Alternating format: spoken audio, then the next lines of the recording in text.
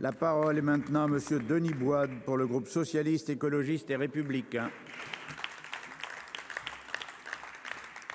Merci, Monsieur le Président. Monsieur le Ministre, la Fondation Abbé Pierre a présenté ce matin son 28e rapport sur l'état du mal logement en France.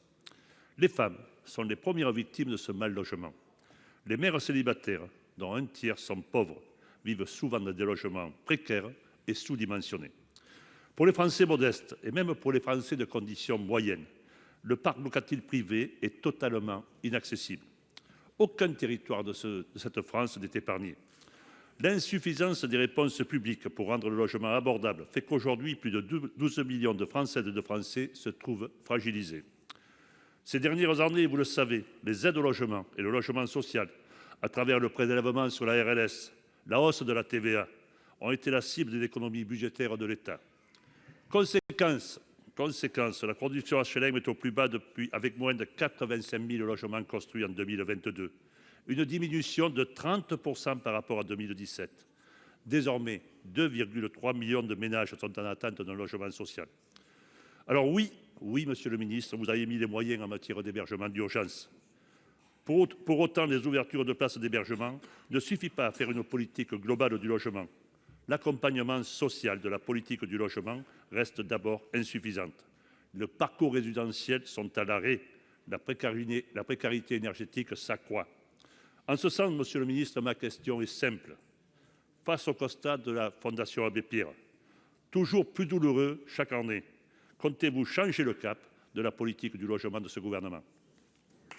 Pour vous répondre, la parole est à Monsieur Olivier Klein, ministre délégué chargé de la ville et du logement.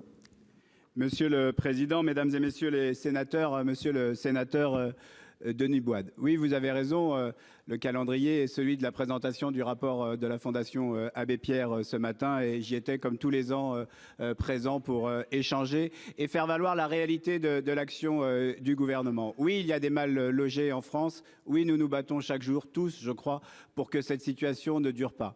Le gouvernement, vous l'avez dit, s'est engagé et a maintenu les places en hébergement d'urgence et surtout, le gouvernement précédent a lancé le plan quinquennal Logement d'abord. Le plan quinquennal Logement d'abord, c'est celui qui fait sortir de la précarité, celui qui fait sortir de la rue, celui qui fait sortir de l'hébergement d'urgence est une réussite majeure.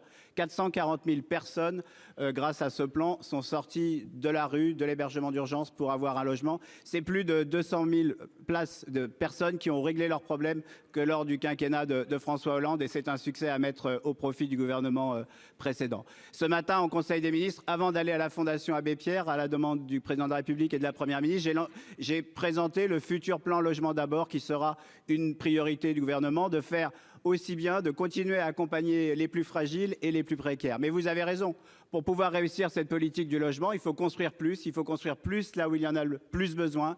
Il faut, comme on l'a dit, tenir nos engagements en termes de sortie des passoires énergétiques. Il faut tenir nos engagements en termes de lutte contre l'habitat insalubre. Il faut tenir nos engagements en termes de réhabilitation des copropriétés dégradées. C'est tous ces sujets que le gouvernement et que la Première ministre ont souhaité mettre au débat lors du Conseil national de la refondation sur le logement. C'est tous ces sujets sur lesquels nous travaillons, que nous co-animons avec Christophe Robert, le président de la Fondation Abbé Pierre, et Véronique Bédag, qui anime à mes côtés le travail du CNR Logement. Et je peux vous assurer que nous ferons des propositions à la hauteur des besoins. Merci.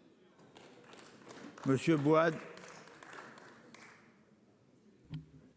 Monsieur le Ministre, j'entends vos réponses et je sais l'effort que vous faites. Mais enfin, il y a un manque cruel de logement social dans ce pays. Vous savez comme moi que les prélèvements que vous avez faits au travers de la RLS sur les bailleurs sociaux font qu'aujourd'hui, ils n'ont plus les moyens de construire de logements.